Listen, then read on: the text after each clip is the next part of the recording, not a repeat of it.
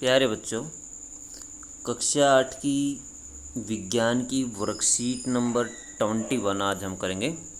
Worksheet number 21 धातु एवं अधातु, जिसमें आज हम विस्थापन अभिक्रिया के बारे में स्टडी करने वाले हैं। तो बच्चों देखिए, विस्थापन अभिक्रिया क्या होती है। अब एक बार फिर विस्थापन अभिक्रिया को समझते हैं। हम जान चुके कि कुछ धातुएं अधिक अभिक्रियाशील होती है, यानी ज़्यादा क्रियाशील होती है, जो अन्य धातुओं से क्रिया करती हैं। तो कुछ कम क्रियाशील होती हैं, जो कम क्रिया करती हैं, और कुछ धातुएं तो किसी से भी अभिक्रिया नहीं करती हैं। अब हम धातुओं की विक्रियशीलता के बारे में विस्थापन अभिक्रिया की मदद से जानते हैं। इसके लिए आओ एक क्रियाकलाप करते हैं। तो बच्चों देखिए, क्रियाकलाप के द्वारा इसे समझते हैं। 100 ml के 2 बीकर ले लीजिए। हम 2 बीकर ले लेते हैं 100 ml के।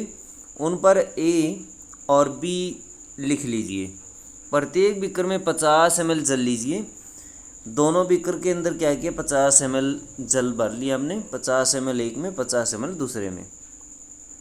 प्रत्येक बीकर में 1 चम्मच कॉपर सल्फेट डालकर घोलिए। क्या किया, दोनों बीकरों में हमें कॉपर सल्फेट डाल दिया, जिसकी वजह से इसका नीला कलर हो गया। बीकर ए में जिंक लेपित कील और या जिंक धातु की पत्ती डाल दे। ए में हमने क्या डाल दिया, जिंक डाल दिया। और बीकर बी में लोहे की कील डाल दीजिए। बीकर बी में हमने लोहे की कील को डाल दिया। अपने परीक्षण नोट करें। देखिए बच्चों, क्या किया, पहले तो ये ऐसा था, बाद में देखो दोनों में कितना परिवर्तन हो गया है। तो क्या क्या परिवर्तन आता है देखते हैं। बीकर ए में जिंक कॉपर सल्फेट के विलयन से कॉपर को विस्थापित कर देगा, जिसकी वजह से कॉपर सल्फेट का नीला रंग अदृश्य हो जाएगा।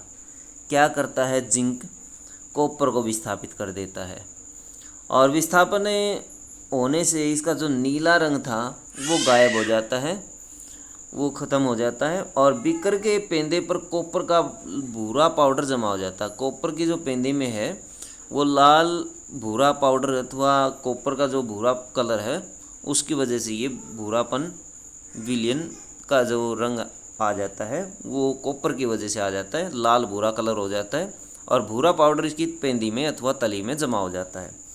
बीकरे में होने वाली अभिक्रिया इस प्रकार है। कॉपर सल्फेट का ये सूत्र होता है CuSO4, और जब जिंक इसमें डाल दिया जाता है, जिंक का सूत्र Zn। इनको जब मिक्स किया जाता है तो क्या होता है, जिंक सल्फेट हमें मिलता है ZnSO4 और प्लस कॉपर मिलता है हमें बच्चों। तो बच्चों जिंक सल्फेट और कॉपर प्राप्त होता है। बीकर बी में होने वाली अभिक्रिया क्या है, कॉपर सल्फेट और लोहा अभिक्रिया करते हैं, हमें आयरन सल्फेट और कॉपर प्राप्त होता है। बीकर बी में लोहे ने कॉपर सल्फेट के विलयन में से कॉपर को विस्थापित कर दिया। क्या किया, लोहे ने किसको विस्थापित किया, कॉपर को विस्थापित किया। किस विलयन में से, कॉपर सल्फेट के विलयन में से कॉपर को विस्थापित कर दिया गया। देखिए बच्चों, Fe है, Fe Cu का स्थान ले लेगा, और पीछे आ जाएगा Cu, यहाँ आ जाएगा FeSO4, यानी इसका स्थान चेंज कर दिया इसने, विस्थापित कर दिया इस स्थान से।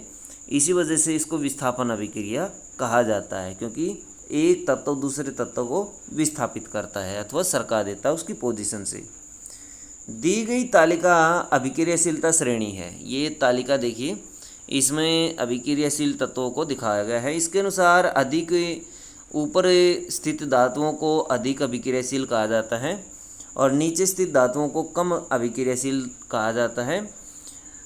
इनके लवणीय विलयन में डाली जाती हैं, क्या है बच्चों, तो वह कम अभिक्रियाशील धातु को उसके विलयन में से विस्थापित कर देता है। यदि अधिक अभिक्रियाशील धातु कम अभिक्रियाशील धातु के लवणीय विलयन में डाली जाए तो वो उसके विलयन से उसको विस्थापित कर देती है। लेकिन एक कम अभिक्रियाशील धातु अधिक अभिक्रियाशील धातु को विस्थापित नहीं कर सकती।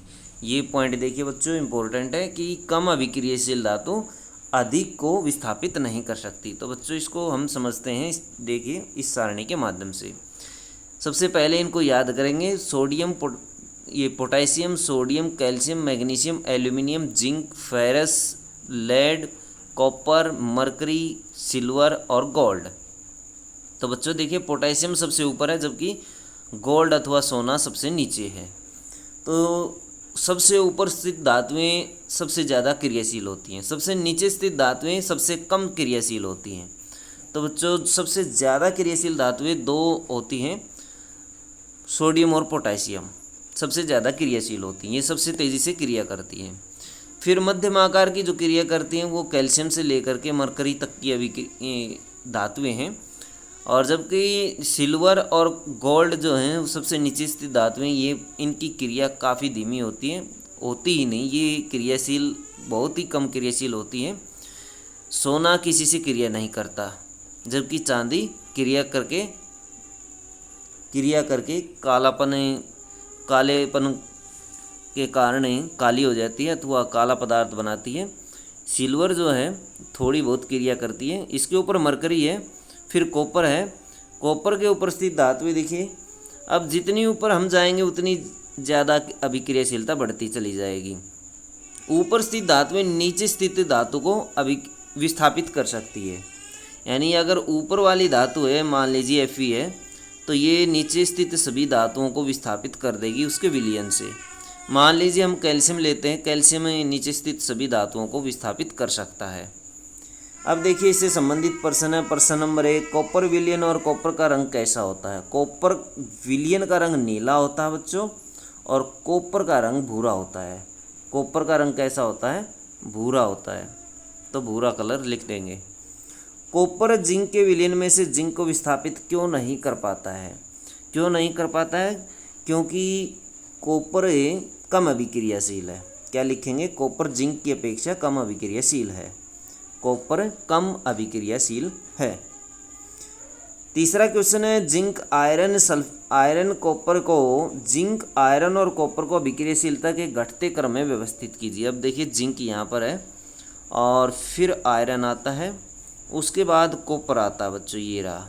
तो ये ऑटोमेटिक पहले ही अभिक्रियाशीलता के घटते क्रम में व्यवस्थित हैं पहले से ही, तो जैसे लिखे हुए हैं वैसे आप इनको लिख देंगे।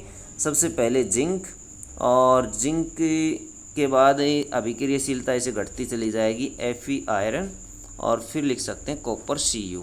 ऐसे क्या होता है जब लोहे की कील को कॉपर सल्फेट के विलयन में रख दें, तो लोहा क्या करेगा? इसको कॉपर को विस्थापित कर देगा। ये एक अभिक्रिया हमने ऊपर करी थी, तो बच्चों यहाँ से आप ये लिख देंगे, लोहा कॉपर सल्फेट के विलयन में से कॉपर को विस्थापित कर देगा। ये 2 लाइनें आप इसमें लिखेंगे। क्वेश्चन नंबर 5 है, अभिक्रिया को पूर्ण कीजिए। जिंक और इधर ZnSO4 मिलता है, तो यहाँ बच्चों CuSO4 है, CuSO4 है, ZnSO4 प्लस Cu इसमें प्राप्त होता है। तो बच्चों ये थी आपकी साइंस की वर्कशीट। वीडियो अच्छी लगे तो लाइक करें, हमारे चैनल को सब्सक्राइब करें।